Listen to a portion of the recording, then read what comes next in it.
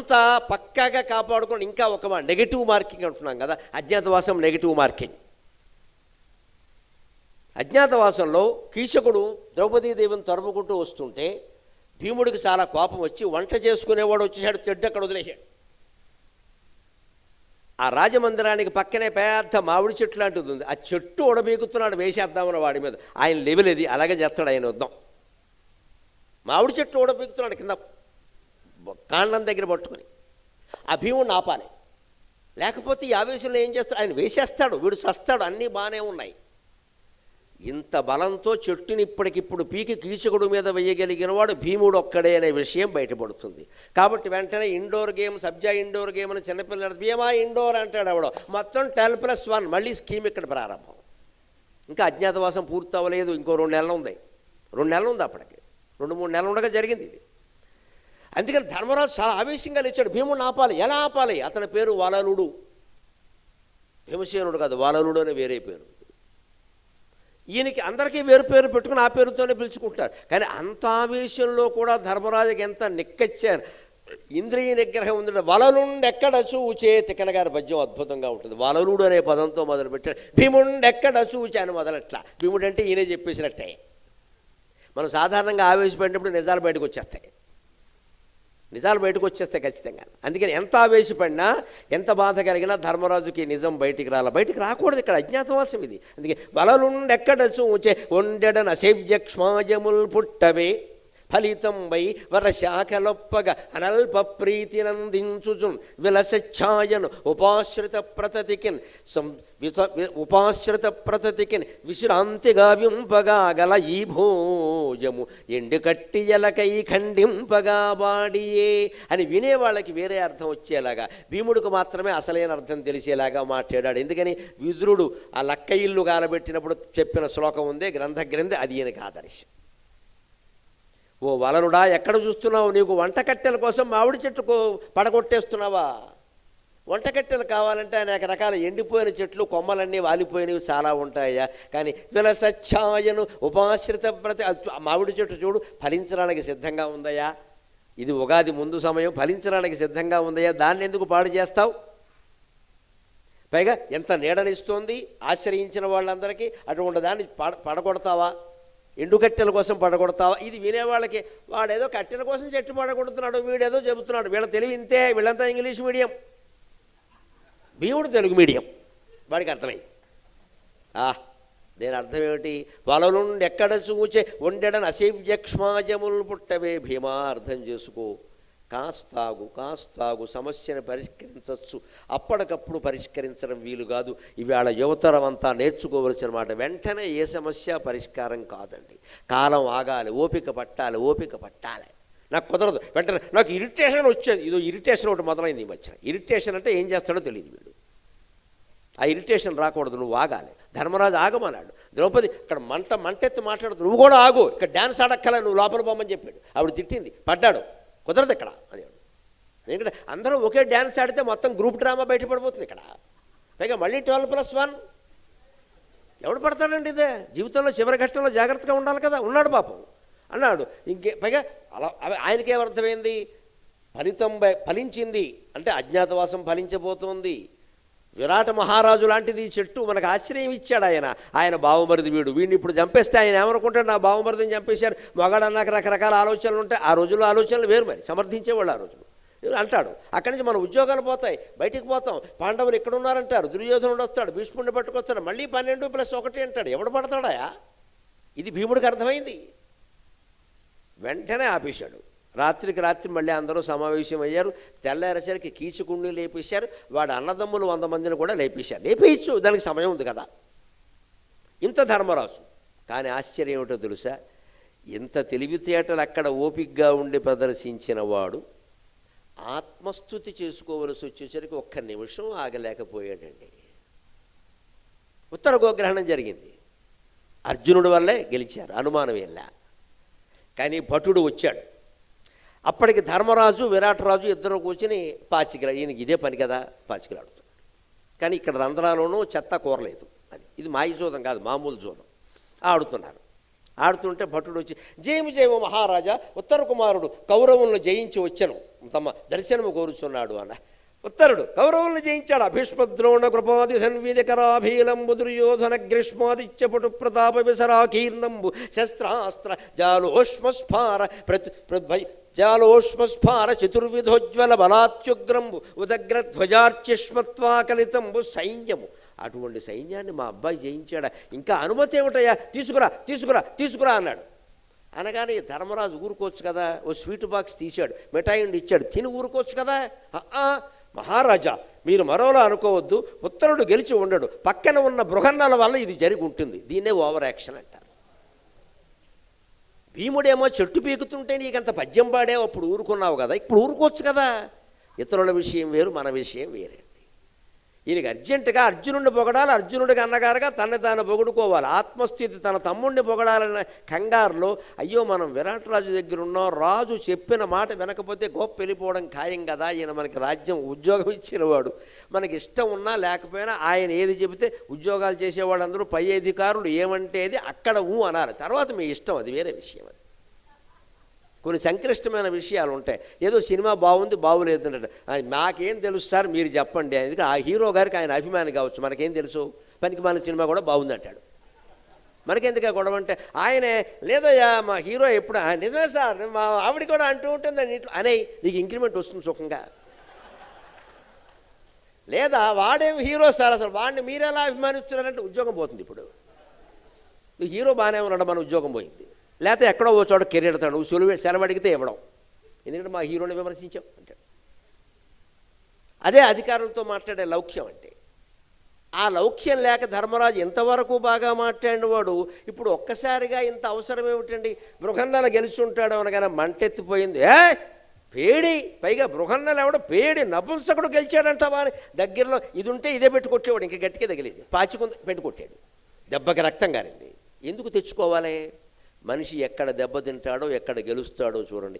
క్లిష్టమైన పరీక్ష ఇచ్చినప్పుడు గెలిచాడా, చిన్న విషయంలో దెబ్బతిన్నాడా అంటే జీవితం అంటే ఇంతేనండి. విశ్వనాథ సత్యనారాయణ గారి కల్పవృక్షంలో చెబుతాడు, ఇది ఏనాటికి ఏమగున్ తెలియదు ఈ రామ ఎన్నేండ్లుగా బ్రతుకో అన్ని సమల్ నెరల్ దినము లిప్తన్ రక్షింపగా ఈ తుదికి జీవితమింత శ్రేష్టమగు ఏదో ఒక్క దోషముచే అది పాపంబునని ఇది పాపంబునంటి అట్ల యగునో ఈ ఎల్లకాలానకున్.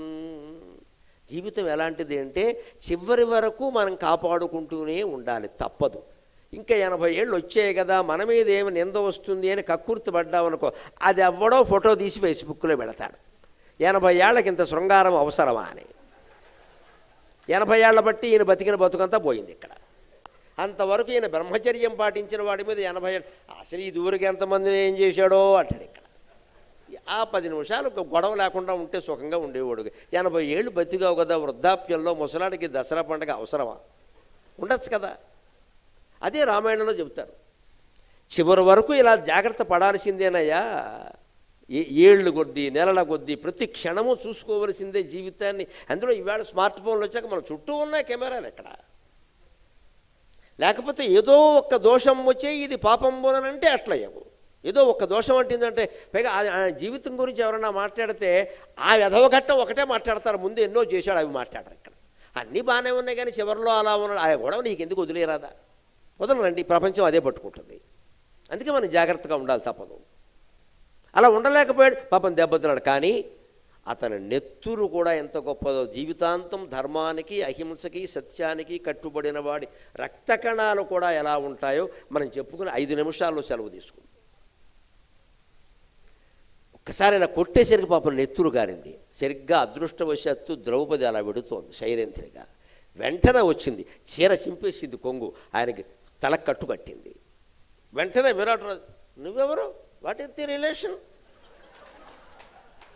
గొడవ ముందు అనుమానం, రాజు కదా. What is the relation, why have you come here, నీ డ్యూటీ ఏంటి? ఇలా చూశాడు, నాకేం తెలియదండి ఆయన దగ్గర, ఆయన గురించి నేను ఈయన ఓ చోట పనిచేశాను అంటే ఎక్కడ అది ఏం చెప్పకుండానే విమల వంశంబునను పుణ్యవృత్తమునను వరలుని యుత నిరక్తంబు వసుమతీశ ధరణిపై ఎన్ని బిందువులు దొరగెను.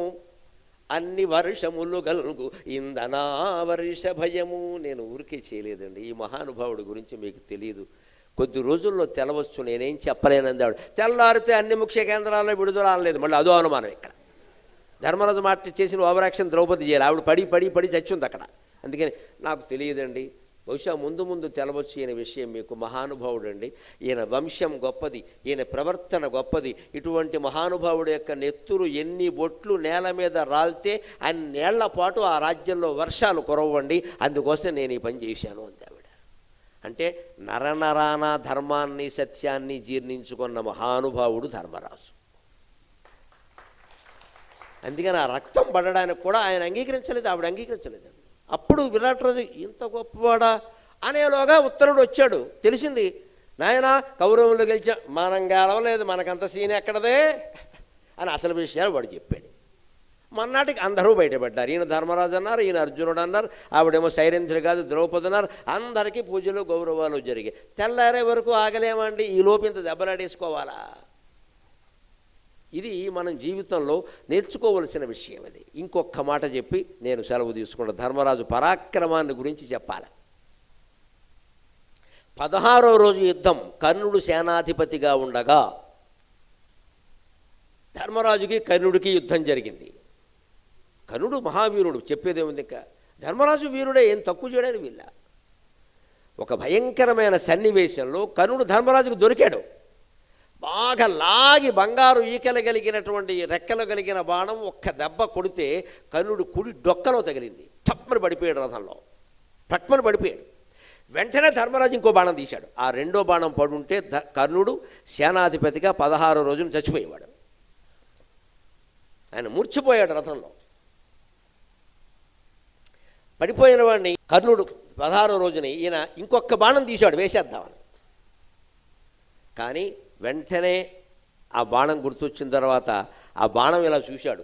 దాని మీద ఫల్గుణహ అని రాసి ఉంది. బాణాల మీద పేర్లు ఉండేవి. అప్పుడు అర్జునుడి బాణం పొరపాట్లు సదడంలోనో కావాలనో ఈయన అమ్ముల పొదులోకి వచ్చింది.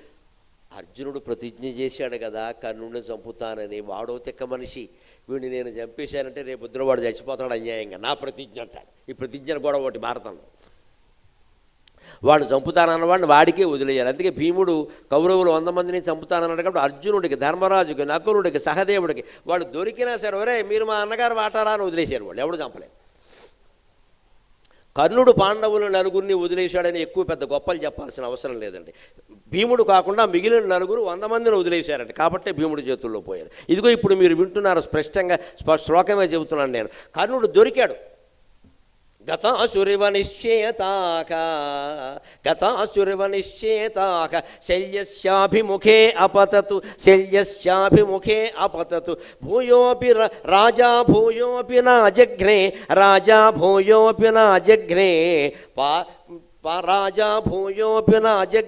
కర్ణం పార్థహితేప్సయా. కర్ణపర్వంలోనే ఉంటుంది ఈ మాట.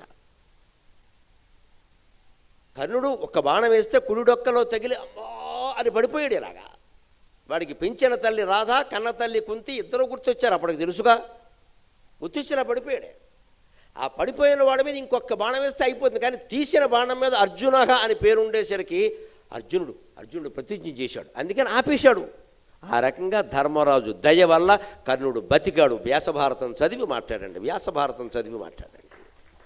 లేకపోతే 16 రోజులు వెళ్ళిపోయేవాడు. నేను శ్లోకం ప్రమాణంగా చెబుతున్నా. గతాసురవ నిశ్చేత, ఇంచుమించు ప్రాణం పోయిన వాళ్ళకే పడిపోయాడు రథంలో. పైగా ఎక్కడ శల్యస్యాభిముఖే అపతతు, శల్యుడు ఒళ్ళో పడ్డాడు. వీడి కర్మగాలి అంటే రథంలో పడ్డా, రథం మించి ముందుకొచ్చి సారథి ఒళ్ళో పడ్డాడు. శల్యుడు ధర్మరాజుకు స్వయంగా మేనమామ. ఏం చంపుతావయ్యా పడిపోయిన వాడిని, పైగా మీ తమ్ముడు ప్రతిజ్ఞ చేశాడు కదా అంటే, రాజా భూయోపి నాజఘ్నే. మళ్ళీ రెండవ బాణం ధర్మరాజు వెయ్యలేదు.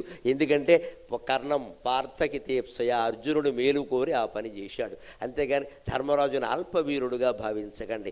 అంతకుముందు ఒక్కరోజు సరిగ్గా 16-17లో కర్ణుడు కదా, కర్ణుడు సేనాపతిగా ఉండగానే ఆశ్చర్యకరమైన విషయం, దుర్యోధనుడు దొరికాడు ధర్మరాజుకి. ధర్మరాజు చేతుల్లో దుర్యోధనుడు కనీసం 4 సార్లు ఓడిపోయాడండి. ఆయన మహావీరుడని ఎలా అంటారో నాకు అర్థం కాదు. భారతం చదవని వాళ్ళే అంటారు. 4 సార్లు ఓడిపోయాడు. అర్జునుడి చేతుల్లో 6 సార్లు పరిగెట్టాడు. భీముడి చేతుల్లో 7-8 సార్లు పరిగెట్టాడు దుర్యోధనుడు. నకులుడి చేతుల్లో 2 సార్లు పరిగెట్టాడు. చివరికి సహదేవుడి చేతుల్లో కూడా ఓసారి పరిగెట్టిన రాజు దుర్యోధనుడు. ఆయన ఏమనాలో భూజనాలో రాజనాలో ఆశ్చర్యం చూసుకో. ఆయన పెద్ద సింహాసనం మీద కూర్చోబెట్టి గతిస్తారు. అంత పరాక్రమవంతుడేం కాదు దుర్యోధనుడు. ఆయనకి యుద్ధంలో నేర్పు ఉంది కానీ ఓర్పు లేదు. దెబ్బ నేర్పుగా కొట్టగలడు, కానీ భీముడు దెబ్బ కొడితే అప్పడం అయిపోతాడు, తట్టుకునే ఓపిక లేదు. ఆయన ధర్మరాజు చేతుల్లో ఓడిపోయాడు. అక్కడ కూడా పద్యం ఉంది స్పష్టంగా. ధర్మరాజు వేసిన బాణాలు, అది కూడా బాణాలు, గదాయుద్ధం కూడా కాదు, బాణయుద్ధమే. బాణయుద్ధంలోనే దుర్యోధనుడు ఓడిపోయి రథంలో పడిపోయి ఉంటే అప్పుడు కూడా ధర్మరాజు ఇంకో బాణం తీసి వేసేద్దామని చూస్తుంటే భీమస్తమాహచ తత ప్రతిజ్ఞామను చింతయన్ నాయం వధ్యస్తవ నృప ఇత్యుక్త సన్నివర్తత అన్నాడు. భీముడు అడ్డం వచ్చి అట్ట పక్కన యుద్ధం చేస్తున్నాడు. వచ్చి రాజా భీమస్తమాహచ తత ప్రతిజ్ఞామనుచింతే, ఇవాళ 17వ రోజయ్యా, ఇవాళ చంపేస్తే ఇంకా రేపు తెల్లారు ఒక్క క్షణవాగు నేను వేసేస్తాను. నేను ప్రతిజ్ఞ చేశాను కదా, నా గద ఊరికే పోతుందయ్యా, బోళ్ళు బంగారం ఎత్తడి పడి చేయించిందండి. వీడి కోసమే వీడి తొడ కొలత చూసి నా గద కొలత పెట్టాను నేను. వాడిని నువ్వు చంపేస్తే నేనేమైపోతాను ఇక్కడ. భీమస్తమాకచ తత ప్రతిజ్ఞామనుచింతయన్. సంస్కృతంలో వ్యాసుడు రాసిన శ్లోకం ఇది. ఎప్పుడు భారతం రామాయణాల్లో ఏదైనా జరిగిందా లేదా అంటే సంస్కృతం చదివి, వ్యాసభారతం వాల్మీకి రామాయణం చదివి మాట్లాడాలి, కానీ ఈవెన్ తెలుగు కవుల కావ్యాలు చదివి కూడా మాట్లాడొద్దండి, వాళ్ళు మార్చేస్తారు. ఎందుకంటే వ్యాసుడు కాలం వేరు, నన్నయ్య గారి కాలం వేరు. 5000 ఏళ్ళు గడిచింది. ఇవాళ భారతం మీద ఇంకెవరైనా కావ్యం రాసినా సినిమా తీసినా వాళ్ళు ఇష్టం వచ్చినట్టు తీస్తారు కాలాన్ని బట్టి. అవి నమ్మితే ఎలాగ మనం? మూల భారతంలో ఏముంది అది ప్రధానం. అందుకని ఇలా స్పష్టంగా వచ్చి భీముడు నేను ప్రతిజ్ఞ చేశాను, నాయం వధ్యస్తవ నృప, నువ్వు చంపొద్దు అంటే ఇత్యుక్త అసన్యవర్తత. అప్పుడు ధర్మరాజు తీసిన బాణాన్ని మళ్ళీ వెనక్కి పెట్టుకుని దుర్యోధనుడిని క్షమించి వదిలేశాడండి. ఆ రకంగా దుర్యోధనుడిని ఓడించి క్షమించి వదిలేసిన వాడు ధర్మరాజు. కర్ణుడిని ఓడించి క్షమించి వదిలేసిన వాడు ధర్మరాజు. ధర్మరాజు మహావీరుడు. ఆయన ఏమి అనడానికి వీల్లేదు వీరత్వం విషయంలో. తర్వాత దొరికిపోవచ్చు. ఒక్క మాట చెప్పుకొని మనం సెలవు తీసుకుందాం. భారతం కుక్కకి జరిగిన అవమానంతో మొదలైంది. ధర్మరాజు మళ్ళీ ఆ కుక్కకి సన్మానం చేసి భారతాన్ని ముగించాడు. జీవితం కూడా అంతే. మనం ఎవరికి అవమానం చేశామో, ఎవరికి ద్రోహం చేశామో, ఎవరిని మోసం చేశామో వారి కాళ్ళు పట్టుకుని వాళ్ళ హృదయం కరిగి క్షమాపణ చెప్పే వరకు మన పాపాలు పోవండి. ఎన్ని పుష్కరాల్లో మునిగినా, ఎన్ని యాత్రలు చేసినా అవి పోవండి.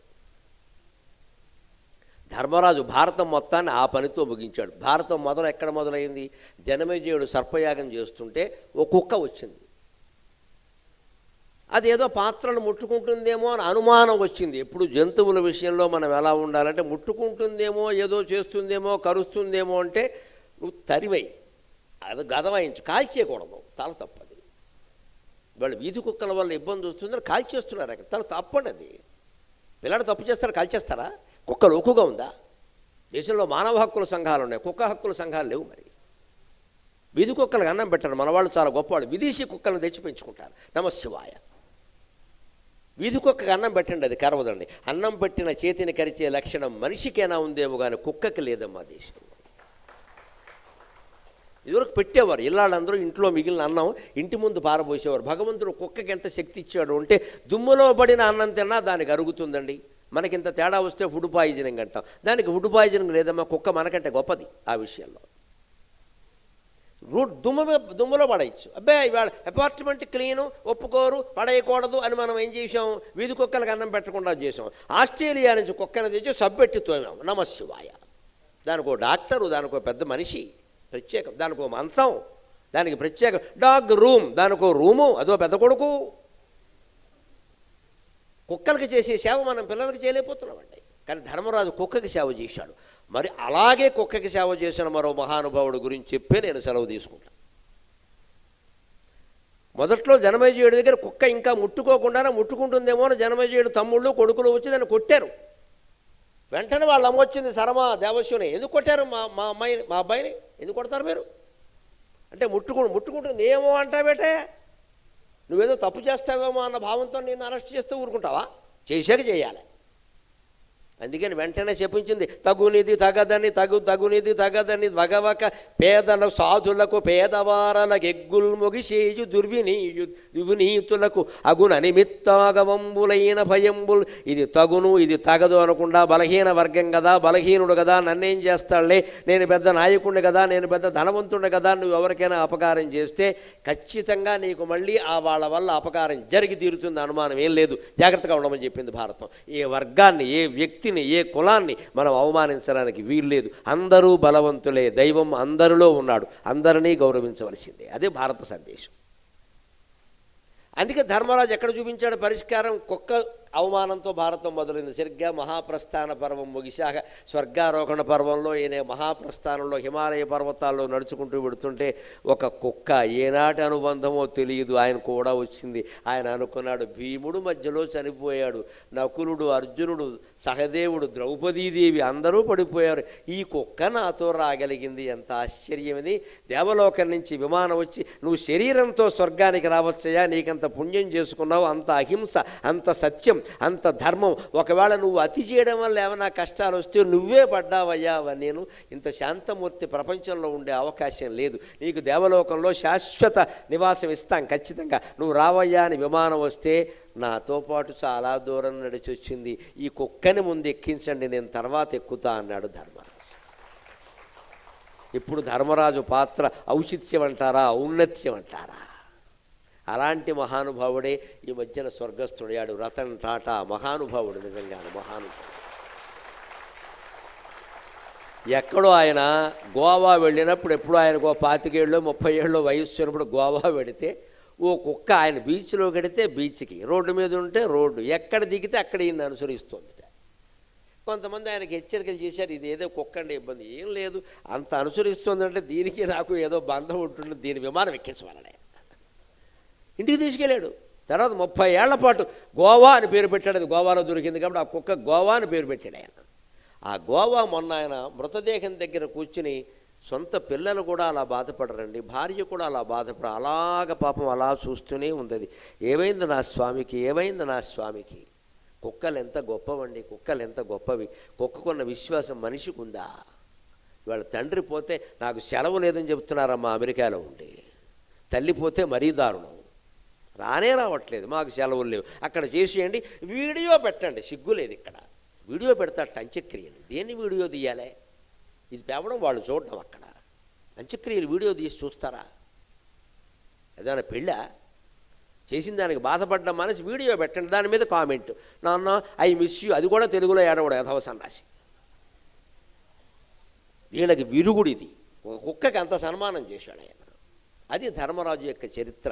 పాత్ర ఔన్నత్యం అంటే ఔన్నత్యం గురించి చెప్పాం, లోపాలు చెప్పాం. అందుకని ధర్మరాజు నుంచి ఏం గ్రహించాలో అది గ్రహిద్దాం, ఏది వదిలేయాలో అది వదిలేద్దాం. మొత్తం మీద ఒక్క మాట చెప్పి నేను సెలవు తీసుకుంటా. శ్రీకృష్ణుడు అన్నమాట.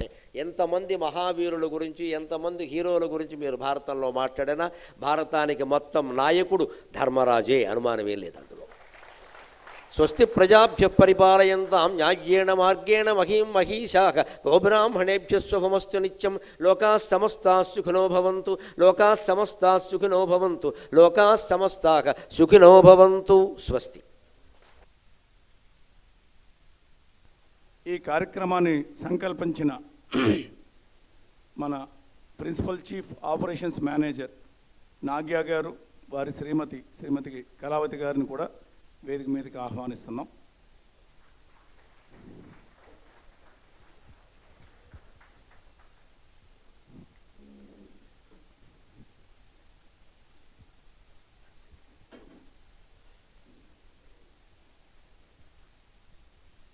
గురువుగారు గరికపాటి వారిని లలిత కళా సమితి అధ్యక్షురాలు పద్మజ గారు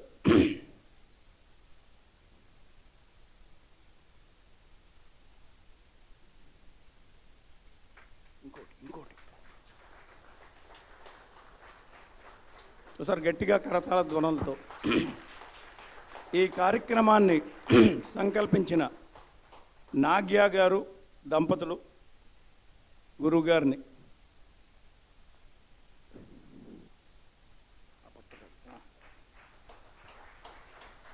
అది కూడా పెట్టారు దీంట్లో, ఇది వీడియో గారిని ఇస్తాను.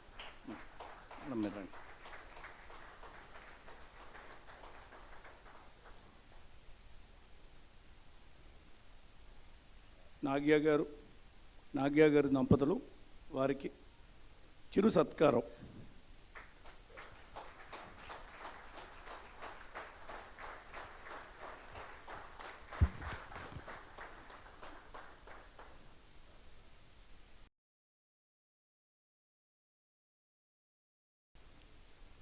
ఆంధ్ర లలిత కళా సమితితో ఎంతో అనుబంధం ఉంది.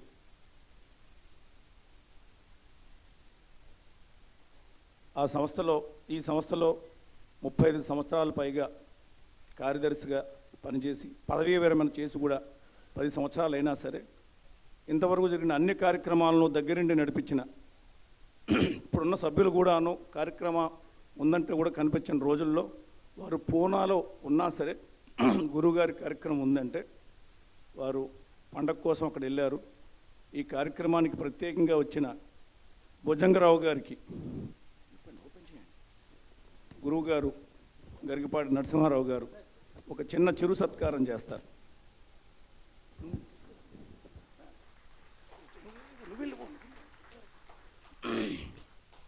ఒకసారి గట్టిగా మంత్రి భుజంగరావు గారు స్వయంగా వారు రంగస్థల నటులు.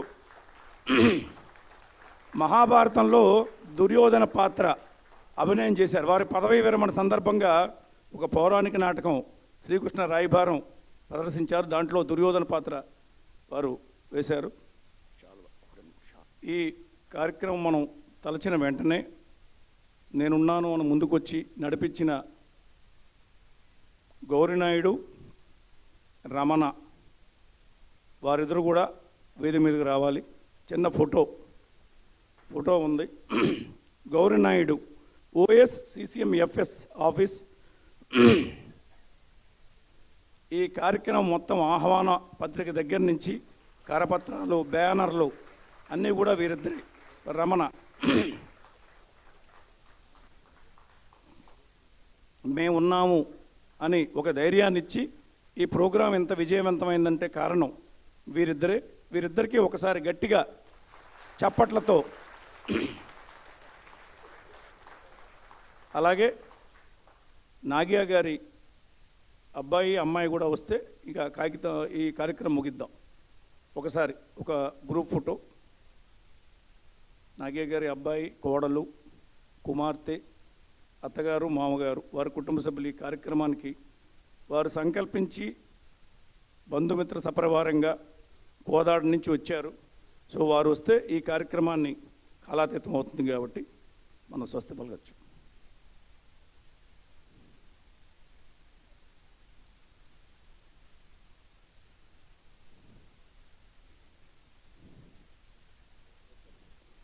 CPRO శ్రీధర్ గారు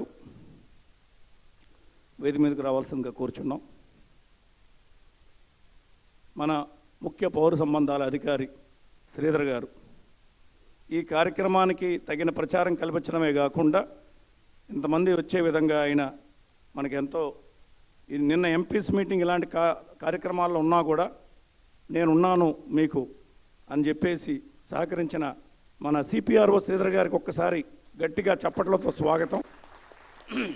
ముందు సార్ కుటుంబం గురువుగారితో ఫోటో ఉంటుంది.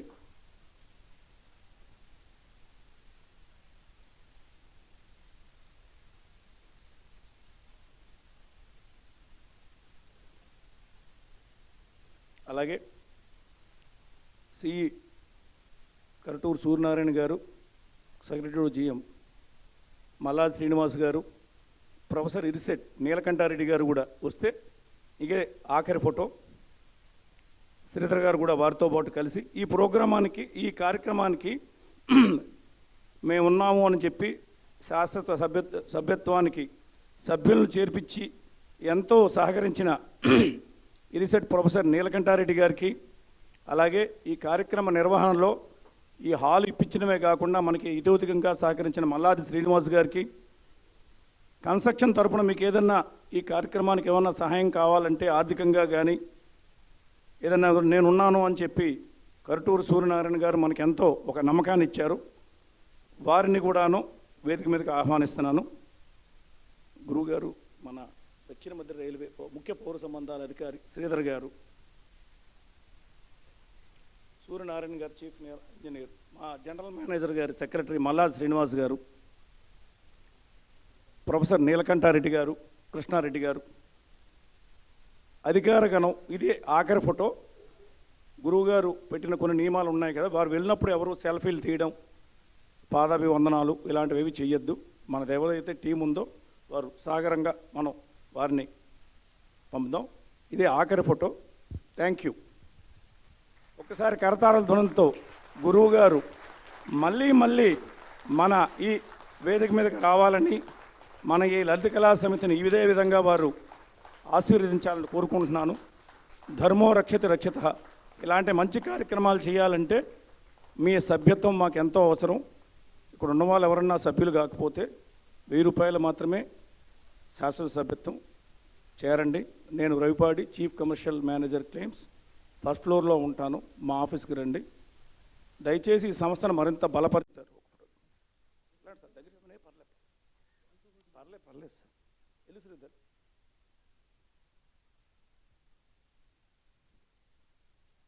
ఈ కార్యక్రమానికి వచ్చిన వాళ్ళందరికీ కూడా నా హృదయపూర్వక ధన్యవాదాలు.